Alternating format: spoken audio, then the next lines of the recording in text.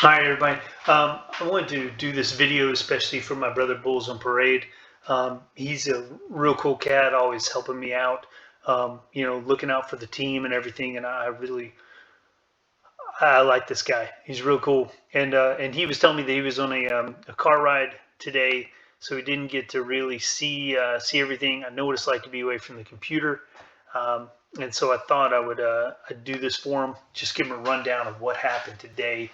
And also, I want to use this as a chance to talk about time ranges, um, different from time frames. And we'll get into that in a sec. But brother, you can see it was a painful day. Maybe a good day to be away from the computer. I know my buddy D. He deleted his brokerage account on his phone today. And it was just one of those painful ones, man. It was rough. But I gotta do something here. I gotta shout out to Fenton Lounge. Um, I love his style here, because what he did is he saw something that I did. I was looking at a 1 day time range, and I talked about something like this where I'm getting, higher lows on that RSI while I'm seeing lower lows on price. And I said, hey man, this looks very, very bullish to me. And he said something that's completely correct. Is that the problem with that 1 day is it's not as nearly as reliable when you talk about your indicators. And I just want to say props to that. Thank you so much for sharing your thoughts, Fenton. I think you're totally right, and it also resonates with me because Swiss Roll Drip, one of the guys that I'm really starting to look up to. If you guys don't follow him, you need to. The cat is wild. He's sharp. He sees the big picture, catches lots of details at the same time that I'm missing. Love that dude. Anyway, so he will also do it, because a lot of times what I'll say is I'll be looking at something like this, like this trip into RSI. Look at that, Bulls, massive movement down. Oh, that's a knife. But if I would have been watching that RSI up there in the intraday, that would have been a good moment to scalp. If you're into scalping, if you're a day trader, that'd have been really nice. And that's why I like to look at that intraday, because a lot of times people are like, is this a dip or did I just get robbed? And I like to always point out it's a dip. Looks like a dip. The trend's still upward.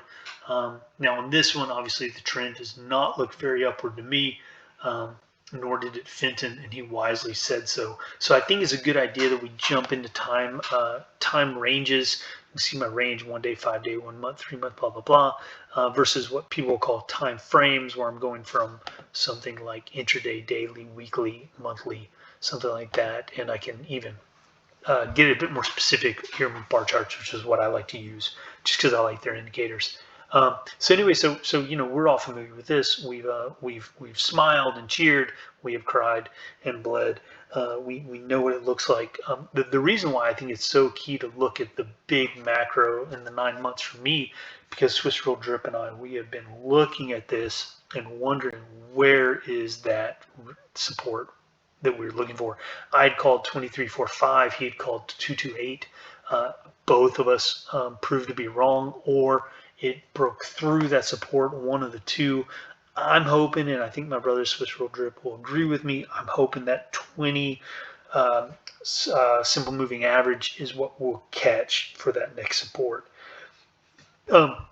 Anyway, so I like to look at those, and if I were, I do want to point out, you're probably looking at that slow stochastic and saying, oh, dude, that's a sell signal, man. We got to bail. And I just want to point out that's not what I see. And the reason why is because that signal's not overbought. It did go into 70, but it didn't go into 80, which is kind of like my magical number here. Here you've got a bunch of big peaks right here. We all know this peak. I know you know it, Bulls. That was a painful peak, and it was overbought, and then immediately crossed past that orange line, the SMA of the greater line, which just kind of smooths it out, kind of gets rid of that noise. Whenever you cross under it from overbought, people say that is a sell signal. When you cross over it from oversold, that would be a buy signal, and clearly right there, that would have been nice gains to take. That would have been really good after a bunch of bleeding. So yeah, and then you got to see it, right? So see, we went there from there, and then we brought down. Well, if you'd have sold there, you'd have missed all of that, man, all that action, and so that's why I consider these signals here in between, anything above 20 and below 80, I consider it just mud. Just doesn't. I don't base a lot of decisions on those, especially if I'm long. If I were day trading, that'd be a bit different. But yeah, so I'm thinking that is not a sell signal for me. I'm going to hold out because I think it's going to curve right up. So then what I do is for my time range, I'll break that down into either divisibles of 3 or 5. So from 9, I'll skip 6. The reason why 6 isn't really going to show me anything new. I can even point out to you, just by example, if I look at a 6, nothing really has changed here. But I will come back to that one just because it does make one thing very clear here in a minute. But if I divide that 9 by 3 and come up with my 3-month, then things look a little different here for here, and I can see clearly those supports and resistance. My MACD is not looking too encouraging at that point. I'm a little disappointed by it. But if I break that down to the 1 month, and I'm just going to let you gander on that for a bit because I know we've all felt it, but maybe you haven't looked at it as much as I have. That's the monster we just came on. And there's lots of good bounce here in this range. We broke through it. Now we're curving down, very similar to this one. Maybe there's something there to be said, but we're hugging that Bollinger just like we hugged this one going up. And this stock does have a tendency to have 3 red candles, significant red candles, and I think that's just about what we're going to have here, and then it'll rebound and gain. And one thing that's really encouraging here is look at that. We're oversold, but geez, we're what, at like 20 cents versus when I jumped in down here at 10. So I mean that's really not bad. We've now once we correct, once we reverse from that, geez, I mean the amount of running room we're going to have, and this is on that 1 month time range here. The other thing I want to point out, look at that, the slow stochastic, it's now oversold. All that son of a gun's got to do is have a good day, and we are then ripping back just like we were, last week. Oh, I missed last week. MACD's curving up too. That looks positive. I don't know. I'm optimistic. I am optimistic. And then break it down to the 5-day. And here I need to maybe kind of give an apology because I crossed over here and I thought this was our buy signal, and it just dipped right down. And so if anyone was listening to me and said, "Oh man, I think I'll buy right there," you bought at 21 and then you got down to 2059. My apologies. My sincere apologies if I called that buy signal too soon. I should have let it get some more distance there. But again, that MACD coming up, I think that is going to do well for us. As I just said, I am long-term bullish on this if I haven't made that clear.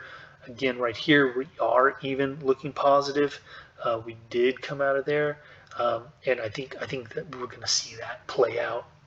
Now, one of the things I wanted to mention, Godfather tweeted out today that stocks, they go up and they go down, and if you're losing sleep over it, you need to realize that there's no point in losing sleep over that. And so I think he's absolutely right. I think we're seeing a little bit of that down, or what I call ebb and flow. And we're going to be all better for it. Now, one of the benefit of the time range bull is I just want to jump out to that 6 month. People say that when they start looking at things, they see patterns and all that. Now maybe you see something really magnificent like the Stegosaurus horse pattern, which is pretty amazing that Swiss Roll Drip did, or maybe my buddy to lead over in the Discord, with his infamous beard pattern. But I'm going to be kind of brave here and say I don't do patterns well, but man, that looks like a cup and handle to me. And I think we're on a pretty good time frame to see it on a 6-month. I think that looks like a cup and handle. I'd love it if someone would comment and say whether I'm crazy or if that looks to be what we're talking about. And if so, then that's our handle. And it is said that volume tends to go down on those handles. And if that is the case, we can all sit back and smile and look forward to tomorrow. See you guys.